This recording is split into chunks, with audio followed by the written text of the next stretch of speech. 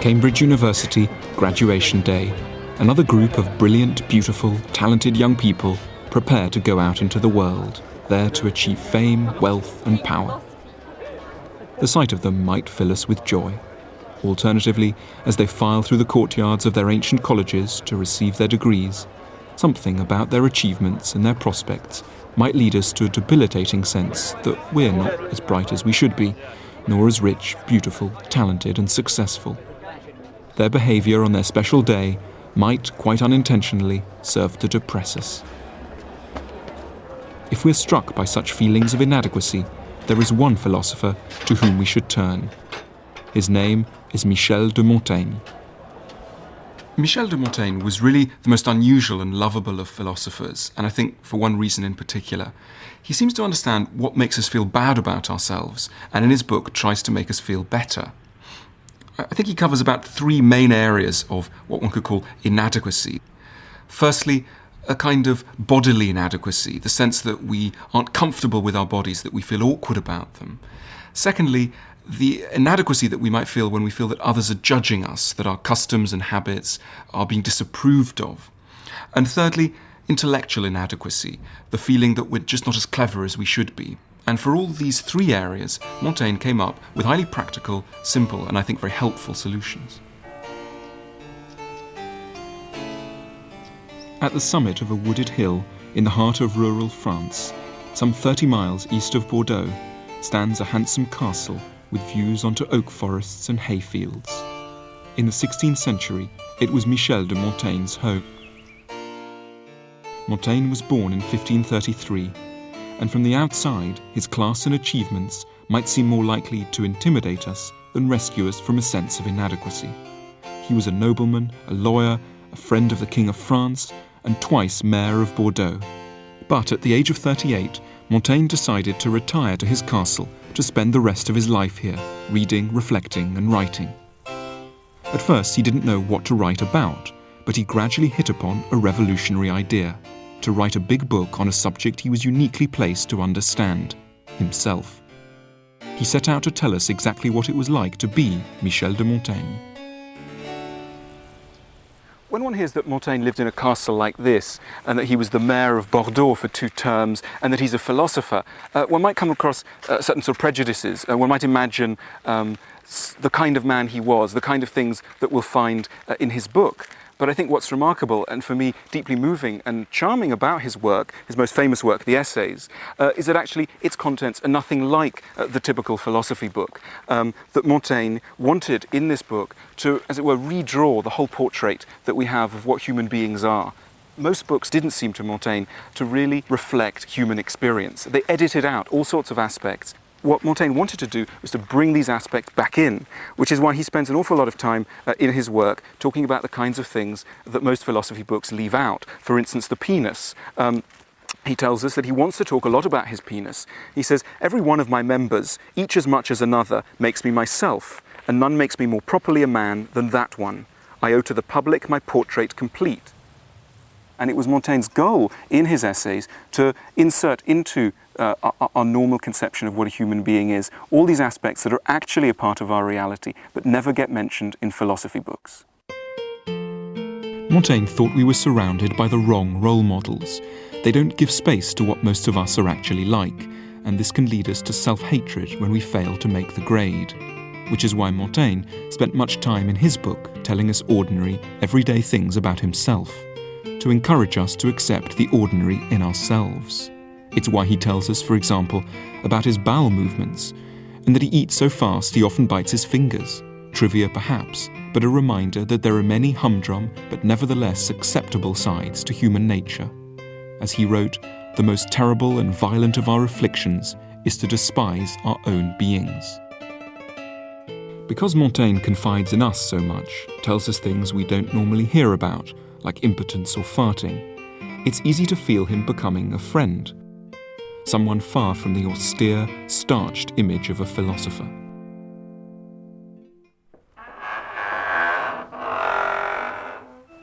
And as one might visit a friend, I was drawn to visit his chateau, further to foster the sense of almost personal relationship I'd formed with him.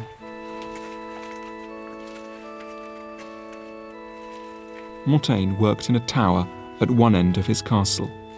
On the ground floor was a chapel. He had the acoustics organised so that he could hear Mass being sung as he lay in bed upstairs. It's moving to come here and to see how unchanged it all is. Here is the very tower which Montaigne was describing in his book hundreds of years ago. It reinforces the sense of personal identification that readers of his essays tend to have.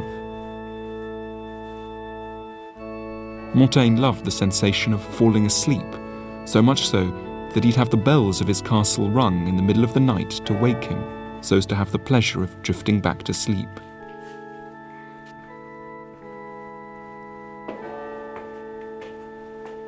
But it was really the top of the tower I'd come to see, for there Montaigne had his study, which he loved and described in detail.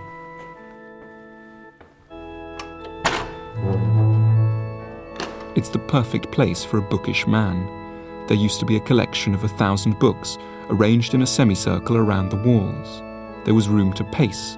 The best thoughts came to him that way, he said, and views onto the gardens. But though this might look like a perfect haven for a remote intellectual, Montaigne remained extraordinarily down to earth.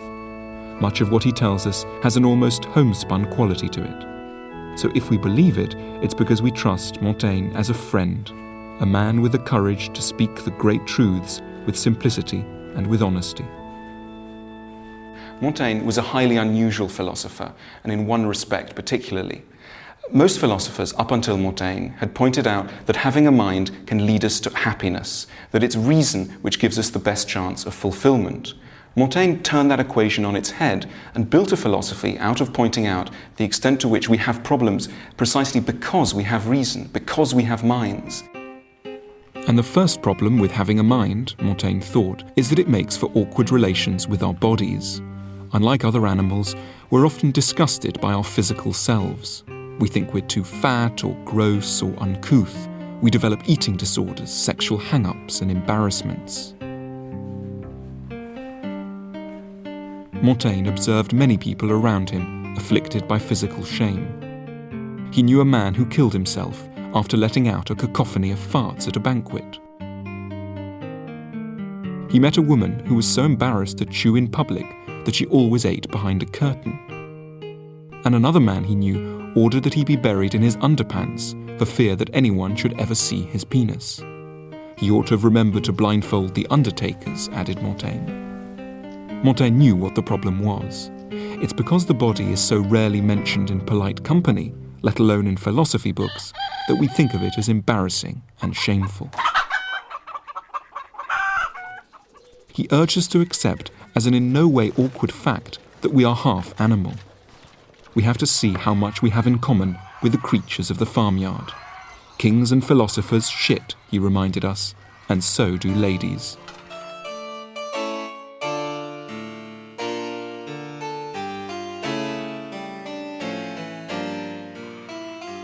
Montaigne's chateau was of course a working farm, so he had plenty of opportunity to look at animals.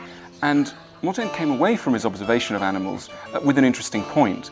He said, they often surpass us in wisdom. He believed that animals are in many ways far cleverer than we are. For example, animals are far more natural with their bodies than we are. They don't have many of the embarrassments, the shynesses, the shames that we have. They have a much more natural relationship. And what's particularly striking is that here, towards the end of the 16th century, is a philosopher who's saying animals are in many ways our equals. And this is an extremely striking thing to say, and I think a very touching thing to say. Montaigne was very endeared by them, placed them at the centre of his philosophy, saw them as exemplars of a kind of wisdom which he believed we should imitate. Montaigne wasn't reminding us of our place in the farmyard to degrade us, rather to help us to grow more acceptable to ourselves. We should accept our bodies with good grace and a touch of humour, as naturally as animals do. It's a simple thought, but there's no reason why things should be complicated in order to be true. And it's only the first of many blunt but helpful truths this most down-to-earth of philosophers has to teach us. Having a big brain isn't just a problem, Montaigne thought, because it leads us to feel ashamed of our bodies. It's also a very big problem because it leads us to feel arrogant, to think that we know what's right, and to impose that vision on other people. Every society has its ideas about what is normal, what it's normal to eat or wear or say. And if you stray from these in some way, you're quickly liable to come up against all sorts of narrow-mindedness and prejudice, to be accused of being weird and made fun of, or worse. Imagine, for example, that your favourite foods don't tend to crop up on the typical British menu. Hello, can I just sit down for a second? Yes. What do you think of eating something a bit sort of different? Like we've got some food from around the world here. That's a wonderful goat's head. They tend to eat that in the Caribbean. And that's some pig snout, which is very beautiful. That's from South America. And here we've got some chicken feet that are from China. No, thank you. Really. Do you think that's something that you might like to I'm have? vegetarian, so You're vegetarian, right? That's all. But we've got some things here that don't often appear on the menu. Of course, we all divide the world up into the normal and the abnormal. It doesn't look appealing. I'm much too conservative. It's not normally on the menu. Eat it like that. Yeah, It doesn't much matter when just pub food is at stake. I mean, that's what you'd have, for Sunday lunch or. Yeah. But Montaigne had graphic evidence to hand of how people sometimes behave towards those who don't share their customs. Some 40 years before Montaigne's birth, Columbus sailed to the New World. Montaigne had these very pictures to look at to show him how the Spanish colonists behaved towards those who they found there. They slaughtered the natives in enormous numbers. During Montaigne's own lifetime, the numbers of native South Americans dropped from 80 to 10 million. Unusually for a European of his day, Montaigne was appalled by the colonists and identified wholly with the Indians. But he argued that the intolerance the conquistadors had shown was everywhere. People constantly rashly decide what is normal and what is abnormal and persecute those who don't fit.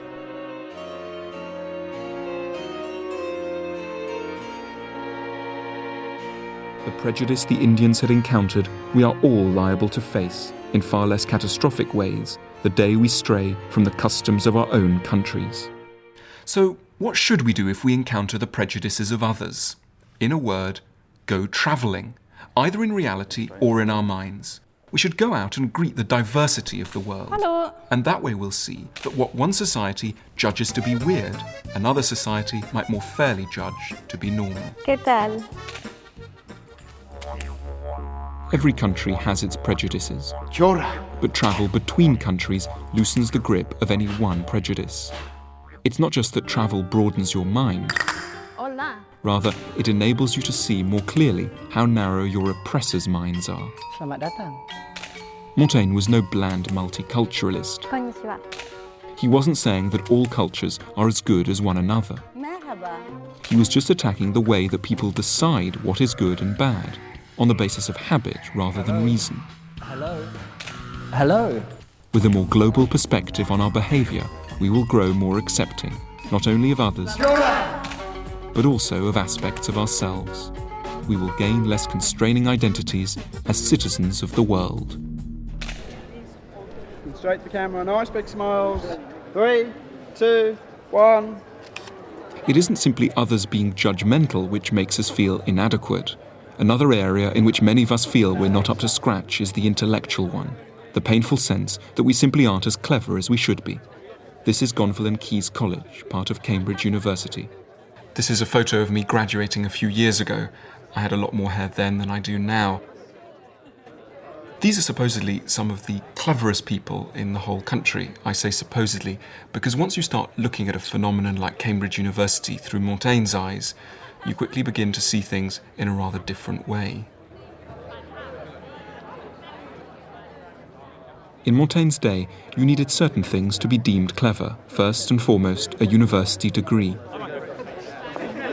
For the honour of the college. But however much our society, and Montaigne's own, associates intelligence with academic qualifications, Montaigne had some blunt words on the matter. To him it seemed that most university graduates were, despite the gowns and fancy certificates, in his words, just blockheads. 1. That's fine for 1. He wasn't being puerile, just insisting that the outward symbols of intelligence are often different from the reality. The kind of intelligence that Montaigne was really keen on, he called wisdom. And importantly, he said that one could be wise without ever having gone to a university like this. All that you need in order to be wise, he thought, is a certain humility, modesty, and an acceptance of your intellectual limitations. Wise people don't always need to know everything. They can also accept that many events are out of their control. They accept the limitations as much of their minds as of their bodies. Montaigne knew many people around his chateau who were simple ploughmen with no formal education whatsoever, and long acquaintance with them persuaded him that these people were often far wiser than university graduates.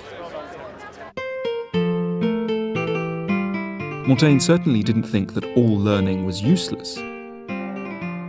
He was simply observing that many people who go to university aren't any happier or wiser than those who don't. And from my own experience, I think he may have a point.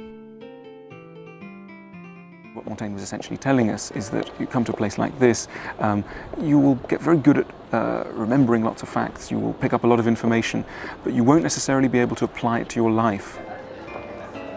And I certainly missed out on many lessons of life here. If I was designing my ideal curriculum, I think I would take a leaf from Montaigne's book and say that actually many of the most important topics aren't covered here and should be. I'm thinking of topics like how to live well and happily with other people, how to confront one's anxieties, how to deal with death, even banal questions or potentially banal questions like how to end a relationship. These are not the kinds of questions that we're encouraged to ask here, and in a way perhaps we should be. Coming back has also given me a chance to put some of Montaigne's points to a rather forbidding figure from my past, the master of my old college, Mr. McKendrick. Montaigne has this quote in which he says he's looking out of the window of his chateau and he says many of the people that I see ploughing the soil around my chateau are in fact better, happier and wiser than people who I've known in the universities of Paris. What do you make of that? Well, I know there's a romantic myth of peasant job satisfaction, roses around the door, and I think that myth is one of the plagues of our society, that we're all happier when we are poorer and dying at 27 and owning nothing and labouring in a ditch throughout February and so on. I don't buy that. But how about another aspect of the myth, which is that we might be happier if we had studied less? You're trying to tell me that I'd be happy if I did less of what I do. That's what I do. So I'm extremely sceptical, not to say mocking, of that particular view. Do you think that people who graduate from here end up happier than people who perhaps have never been to university at all?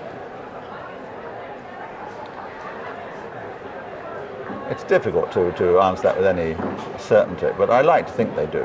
I like to think that they do look back fondly on their years. And I think the great majority look back nostalgically and appreciatively. Montaigne, of course, recognised that some people are cleverer than others. It's just the way that our society identifies them which is wrong. In particular, there's something wrong with the exam system. It rewards the wrong things, learning rather than wisdom. The paper this morning is an examination in wisdom. So what would an examination that Montaigne could approve of be like? How could one test for wisdom rather than its pale shadow, learning? I had a go at designing such a paper, and Mr. McKendrick let me set it to some of his students. Students must answer 5 of the following questions. Factual accuracy, while desirable, will not overly impress the examiners. You may now start writing. I asked questions like, what should one do when anxious? What is a good parent? How can one tell if one is in love or infatuated? And should one worry what other people think? Most students today are not asked to sit examinations in wisdom, but perhaps they should be. The education system today, rather like the one in 16th century France in Montaigne's time, makes some people feel very stupid when they aren't, while making other people feel very clever when perhaps they aren't either. Montaigne didn't want to do away with the distinction between intelligence and stupidity. He simply wanted to adjust the way that we made that distinction.